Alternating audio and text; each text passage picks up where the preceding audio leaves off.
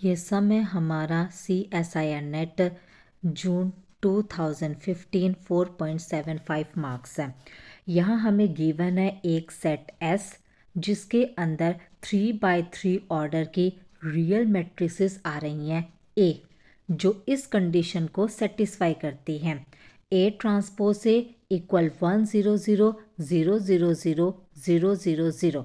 Then the set S contains, तो हमें बताना है कि इस तरीके का जो सेट है S वो किस किस को कंटेन करता है। First option a nilpotent matrix, second option a matrix of rank 1, third option a matrix of rank 2, fourth option a non zero skew symmetric matrix. हम इन चार ऑप्शन को एक एक करके डिस्कस करते हैं। पहले हम डिस्कस करेंगे हमारा option B, C and D को। B और C के अंदर हमें रैंक के बारे में डिस्कस करना है और ऑप्शन डी में बताना है कि क्या सेट S एक non zero skew symmetric matrix को कंटेन करेगा या नहीं करेगा। सो S सेट हमारे पास क्या है, S सेट के अंदर मैट्रिसेस आ रही हैं A टाइप्स के, जिसका ऑर्डर है 3x3, जिसकी सारी एंट्रीज रियल है और जो इस कंडीशन को सेटिस्फाई करता है, which is A transpose A equal 1 0 0 0 0 0 0 0 0। सो हम डिस्कस करें option B, C and D तीनों एक साथ। तो ऑप्शन B और C में हमें डिस्कस करना है ये जो S सेट के अंदर जो मैट्रिक्स A आ रहा है इसके रैंक के ऊपर है। हमें पता है कि रैंक ऑफ मैट्रिक्स A और rank of matrix of A transpose, rank of matrix A transpose A and rank of matrix A transpose, इन सब का रैंक बराबर होता है। हमें गिवन है मैट्रिक्स A ट्रांसपोज A और इस मैट्रिक्स A ट्रांसपोज A का रैंक है 1। इसका मतलब हुआ कि rank of matrix A is 1। It means set S के अंदर जो भी मैट्रिसेस आएंगी उनका रैंक हमेशा क्या होएगा, 1 होएगा। तो it means our option B is absolutely correct और ऑप्शन C हो गया हमारा डिस्कार्ड। अब ऑप्शन डी के अंदर हमें बताना है कि क्या इस तरीके का सेट किसी किसी non zero skew symmetric matrix को कंटेन करेगा या नहीं करेगा। अब इतना पता चल गया कि सेट एस के अंदर जो भी मैट्रिसेस आ रही हैं उनका रैंक 1 होता है। अगर इस सेट के अंदर non zero skew symmetric matrix को आना है तो उसका रैंक कम से कम 2 होना चाहिए, क्योंकि non zero skew symmetric matrix का रैंक एटलीस्ट 2 होता है। बट एस के अंदर तो वो मैट्रिसेस आ रही हैं जिसका रैंक 1 है। इसका मतलब हुआ कि एस जो सेट है वो एक non zero skew symmetric matrix को कंटेन नहीं करता। ओके, क्यों? क्योंकि non zero skew symmetric matrix का रैंक हमेशा 2 होता है। तो इसीलिए हमारा ऑप्शन डी भी हो जाता है यहाँ से डिस्कार्ड। तो ऑप्शन बी तो करेक्ट हो गया, ऑप्शन सी डिस्कार्ड हो गया, ऑप्शन डी भी डिस्कार्ड हो गया।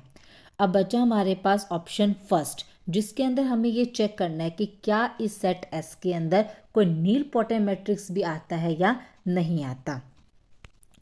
सो हमने एक लेट कर लिया एक मैट्रिक्स ए जो सेट एस के अंदर है, ये हमने उसकी एंट्रीज ले ली, सारी एंट्रीज इसकी रियल है। अगर ये मैट्रिक्स सेट एस के अंदर है तो वो इस कंडीशन को सेटिस्फाई करेगा, ए ट्रांसपोज ए इक्वल 1 0 0 0 0 0 0 0 0। इसकी हमने सारी वैल्यूज पुट कर दी इसके अंदर, इनकी मल्टीप्लाई किया। मल्टीप्लाई करने के बाद हमारे पास कुछ कंडीशंस आ गई।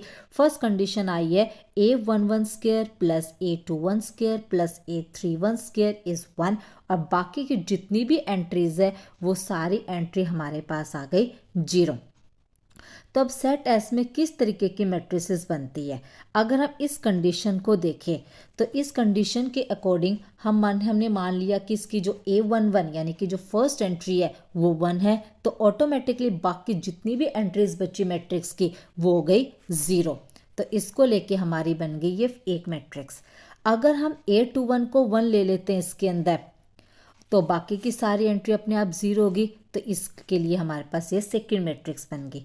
अगर हम A31 को 1 ले लें तो बाकी की सारी एंट्री अपने आप से 0 हो गई, तो इसको लेके हमारे पास बन गई थर्ड मैट्रिक्स। अगर हम A11 को भी 1/√3 ले लें, A21 को 1/√3 ले लें, A31 को 1/√3 ले लें, तब भी ये कंडीशन सेटिस्फाई होती है और बाकी सारी एंट्री 0 होती है, तब हमारे पास ये फोर्थ टाइप की मैट्रिक्स बन गई। तो इस तरीके के मैट्रिसेस हमारे पास आ रहा है सेट एस के अंदर। अब इसमें चेक करना है कि नीलपोटेंट मैट्रिक्स है या नहीं है। तो ये जो हमारे फर्स्ट मैट्रिक्स है ये तो है नॉन नीलपोटेंट मैट्रिक्स, आप लोग इसको चेक भी कर सकते हो। लेकिन जो सेकेंड मैट्रिक्स है ये हमारे पास आती है नीलपोटेंट मैट्रिक्स है।